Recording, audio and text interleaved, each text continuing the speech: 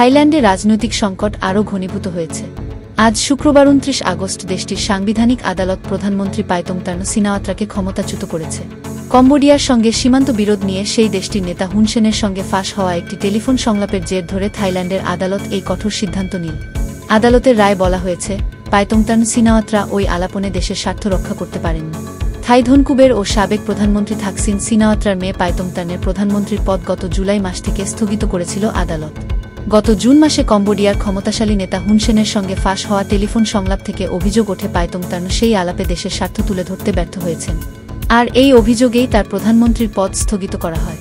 প্রধানমন্ত্রী পদের নৈতিক মানদণ্ড তিনি বজায় রাখতে পারেননি, এমন রায় দিয়ে ৯ জন বিচারকের মধ্যে ৬ জন তাকে অপসারণের পক্ষে মতামত প্রদান করে। এর ফলে থাইল্যান্ড রাজনৈতিক সংকটের দ্বারপ্রান্তে এসে দাঁড়িয়েছে। অবস্থা এমন হয়েছে যে পার্লামেন্টে ভঙ্গুর ক্ষমতাসীন জোটকে নেতৃত্ব দেওয়ার জন্য এখন স্পষ্ট কোনো প্রার্থী পাওয়া যাচ্ছে না। আজ আদালতে একজন বিচারক রায় পড়ে শোনানোর সময় বলেন, তার পাইতোংটার্ন সিনাওয়াত্রা এই ধরনের কাজ আস্থার সংকট তৈরি করেছে, কারণ তিনি জাতীয় স্বার্থের চেয়ে ব্যক্তিস্বার্থকে প্রাধান্য দিয়েছেন। এতে করে থাই জনসাধারণের মধ্যে সন্দেহ দানা বাঁধে যে তিনি কম্বোডিয়ার পক্ষ নিচ্ছেন এবং থাই নাগরিকদের মধ্যে প্রধানমন্ত্রী হিসেবে তার উপর আস্থা কমে গেছে। রায়ে আরও বলা হয়, আসামি নৈতিক আচরণবিধি বজায় রাখেননি।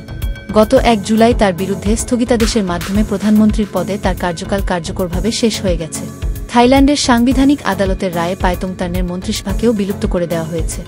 ১ বছর আগে একই আদালত পাইতোংটার্নের পূর্বসূরি প্রধানমন্ত্রী শ্রেথা থাবিসিনকেও আরেকটি নৈতিকতা বিষয়ক মামলায় ক্ষমতা থেকে অপসারণ করেছিল।